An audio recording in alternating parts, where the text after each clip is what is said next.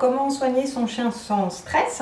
Comment faire en sorte qu'il se laisse faire et qu'il soit coopératif quand par exemple on doit lui enlever un tic, quand on doit lui soigner les oreilles, lui refaire un pansement, lui prendre la température ou tout simplement aussi le toiletter ou lui donner un bain. Comment faire pour qu'il accepte qu'on lui fasse des choses qui parfois ne sont pas toujours agréables pour lui?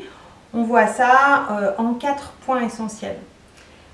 Alors, le premier point le plus important, quand vous voulez faire en sorte que votre animal accepte les soins que vous devez lui prodiguer, la première chose, c'est d'avoir une attitude qui est à 100% et toujours, pendant toute l'opération, amicale et bienveillante envers lui.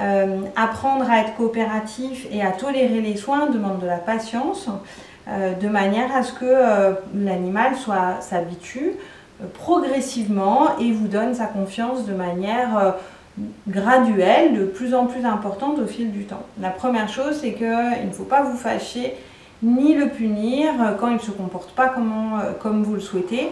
Il va falloir lui apprendre étape par étape à supporter ses soins.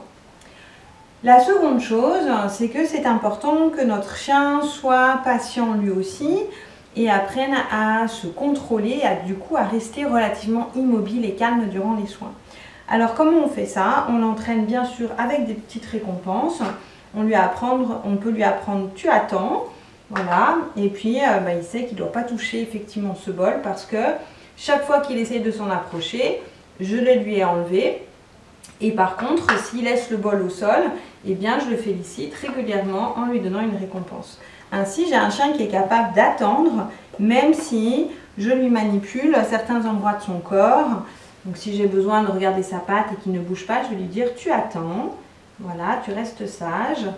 Et puis, je récompense chaque fois qu'il agit correctement, c'est-à-dire qu'il ne réagit pas.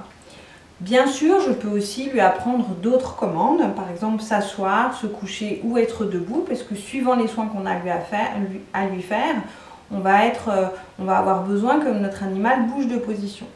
Donc Sinaï, lui, il a besoin de refaire un pansement à sa patte puisqu'il s'est blessé sous le coussinet, et du coup, la commande que je vais lui demander, ça va être « mets-toi sur le côté ». Sinaï, tu te mets sur le côté? Voilà, et comme ça, Sinaï va me permettre de regarder où est-ce qu'il en est de sa blessure sous le coussinet. Voilà, c'est très bien mon Sinaï. Et chaque fois, je l'entraîne et je le récompense pour sa bonne conduite.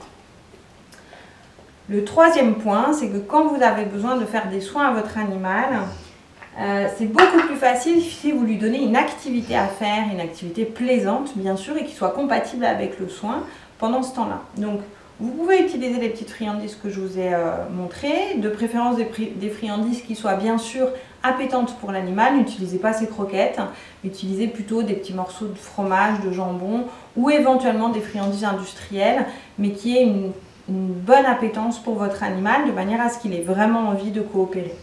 Mais sinon, vous pouvez utiliser aussi quelque chose qui est plus durable pendant tout le soin. C'est par exemple, je vous ai préparé un petit couvercle, c'est un couvercle de boîte en plastique sur lequel j'ai mis du fromage fondu et puis je vais lui donner ça à lécher pendant tout le temps durant lequel je vais lui faire le soin.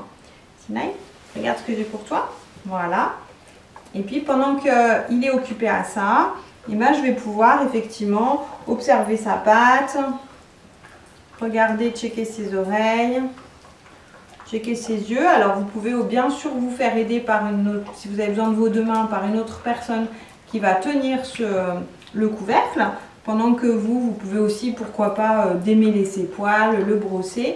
Et puis dans le commerce, vous pourrez aussi trouver la même typologie avec des ventouses qu'on peut fixer dans la baignoire quand on a besoin de donner un bain à l'animal. Et ainsi, lui, il va être focalisé sur ce petit couvercle avec quelque chose d'appétant à lécher. Et pendant ce temps-là, vous pouvez bien sûr vous occuper de lui. C'est beaucoup plus facile pour lui d'être patient s'il a bien sûr une activité à faire. Et enfin, le quatrième point pour avoir un animal qui est agréable et coopératif durant les soins et patient, c'est de l'entraîner de manière quotidienne et progressive pour qu'il apprenne à être plus patient. Donc vous pouvez commencer très court avec un chiot dès que vous l'avez. 1 minute par jour sont largement suffisants, c'est-à-dire n'attendez pas d'avoir besoin de lui faire des soins pour vous mettre à l'entraîner. Plus vous serez en amont et plus vous serez régulier en pratiquant un tout petit temps tous les jours, toujours avec des friandises, et plus votre animal va tolérer sa coopération et sa patience. Tu laisses? Très bien. Alors bien sûr, s'il ne se laisse pas faire, ne le forcez pas. Hein. Faites appel à un éducateur canin qui est justement formé aux méthodes d'entraînement positives et qui va lui permettre tout doucement de développer sa patience et sa coopération, puisqu'on en a bien besoin, qu'il ne soit pas récalcitrant quand on a nécessité de s'occuper de sa patte ou de son oreille ou encore de son poil. Voilà, donc c'est fini. T'as été sage? Merci Sinaï.